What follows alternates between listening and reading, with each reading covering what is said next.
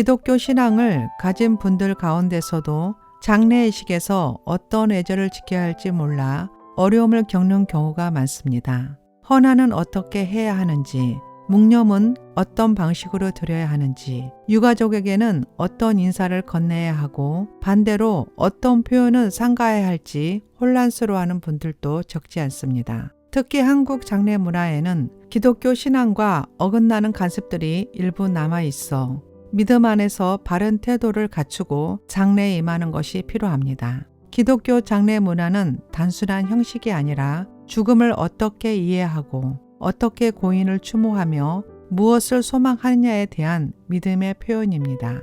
죽음을 끝이 아닌 영원한 생명의 시작으로 보는 기독교 신앙 안에서 장례는 마지막까지 하나님께 영광을 돌리는 예배이자 복음의 통로가 될 수 있습니다. 이 글에서는 기독교 장례 예식의 기본적인 애절과 조문시, 유의할 표현들, 그리고 신앙 안에서 고인을 추모하고 유가족을 위로할 수 있는 바른 태도와 말들을 정리해 드리고자 합니다. 장례라는 엄숙한 시간 속에서도 하나님의 위로와 평강이 함께 하시기를 소망합니다. 고인을 예우하는 조문 복장 가이드입니다. 조문시에는 어두운 색상의 단정한 정장이나 깔끔한 복장을 착용하는 것이 좋습니다. 장례 예식에 들어가기 전에는 애투와 모자를 벗고 단정한 자세로 고인을 예우하는 태도를 갖추어야 합니다. 또한 지나치게 화려하거나 노출이 있는 옷차림은 삼가하며 휴대폰은 진동 또는 무음 모드로 설정해 예배나 조문 분위기를 방해하지 않도록 주의하는 것이 예의입니다. 다음은 기독교 장례식 조문 순서입니다. 첫 번째, 입장 전 마음가짐과 예의입니다. 장례식장에 들어설 때는 조용하고 침착한 태도를 유지합니다.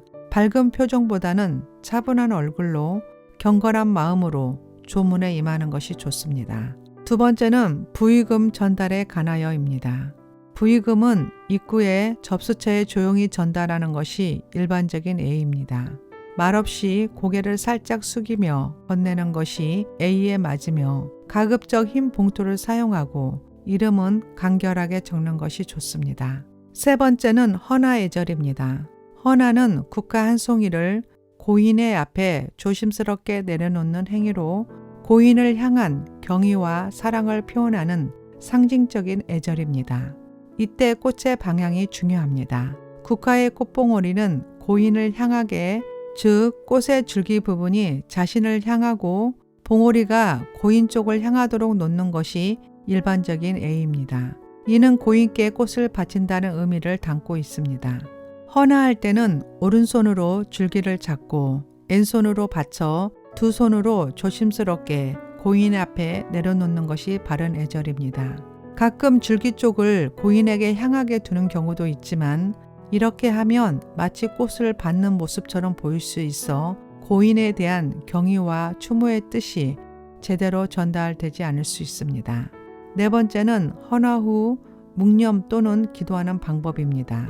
우선 기독교 장례에서는 절을 하지 않습니다. 이는 모든 예배와 경배는 오직 하나님께만 드려야 한다는 믿음 때문입니다. 마태복음 4장 10절 주 너의 하나님께 경배하고 다만 그를 섬기라 하였느니라. 대신 고인을 위한 묵상과 기도로 애도의 마음을 전합니다.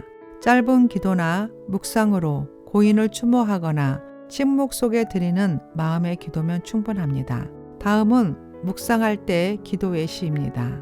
고인을 향한 기도는 하나님 아버지 아무개님을 주님의 품에 맡겨드립니다. 그분의 상 가운데 함께 하신 은혜에 감사드리며 이제 주님의 영원한 나라에서 참 평안과 안식을 누리게 하소서. 유가족을 위한 위로의 기도입니다. 하나님, 남겨진 가족들의 마음을 위로하여 주시고 주님의 사랑으로 이 시간을 이겨내게 하소서. 하나님께 맡기는 기도문입니다. 주님, 고인의 영혼을 주님의 손에 온전히 맡깁니다. 우리 모두에게도 믿음과 평안을 더하여 주소서. 짧게는 마음속으로 드리는 기도문입니다. 주님, 평안히 안식하게 하소서. 다음은 믿지 않는 분의 장례식에서 드릴 수 있는 묵념 기도 예시입니다. 믿지 않는 고인의 장례식에서는 죽은 자의 영혼에 대해 단정하거나 간청하기보다는 하나님의 주권과 공의, 자비를 인정하며 겸손히 기도하는 자세가 가장 바람직합니다. 기도문 A입니다. 주님, 아무개님의 생애를 기억합니다. 그 영혼을 주님의 손에 맡깁니다. 하나님의 공의와 사랑 안에서 온전히 다스려 주소서. 그분의 삶을 통해 우리 모두가 죽음을 다시 생각하게 하시고 살아있는 우리가 주님의 은혜를 더욱 붙들게 하소서. 하나님, 이 죽음을 통해 남겨진 사람들에게 생명의 복음이 전해지게 하소서. 하나님, 사랑하는 이를 떠나보낸 가족들의 마음을 위로해 주시고 슬픔 가운데 있는 이들에게 주님의 평강이 임하게 하소서.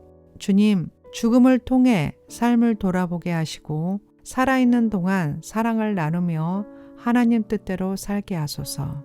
5번째는 유가족과 인사할 때 지켜야 할 예절입니다. 기독교 장례에서는 유가족과의 맞절은 일반적으로 행하지 않으며 경건한 묵례나 믿음 안에서의 위로의 말을 전하는 것이 신앙적인 예의로 권장됩니다.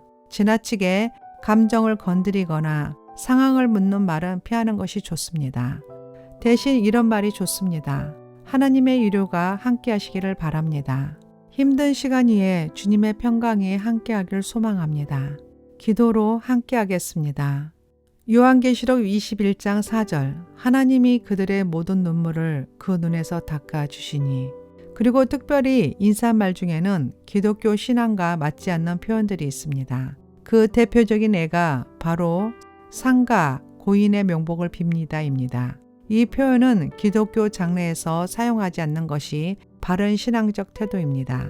이 표현은 불교적 또는 민속 신앙적 표현으로 고인이 저승에서 좋은 복을 받기를 원합니다 라는 뜻을 담고 있습니다. 기독교는 사람이 죽은 후 하나님의 공의로운 심판 아래 천국 또는 지옥으로 가게 된다고 믿습니다.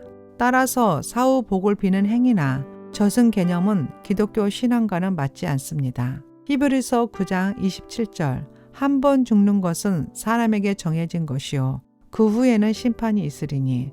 그러므로 기독교 신앙을 가진 이라면 명복이라는 단어 대신 하나님께 맡기는 기도와 위로의 말로 바르게 표현하는 것이 중요합니다. 장례식은 형식보다 마음이 중요합니다. 조용하고 정중한 태도, 믿음 안에서의 고백과 위로의 말 한마디가 유가족에게 큰 힘이 될 수 있습니다. 기독교 장례 예절을 바르게 기억하고 실천함으로써 이 땅의 마지막을 함께하는 이들에게 천국의 소망을 전할 수 있기를 소망합니다.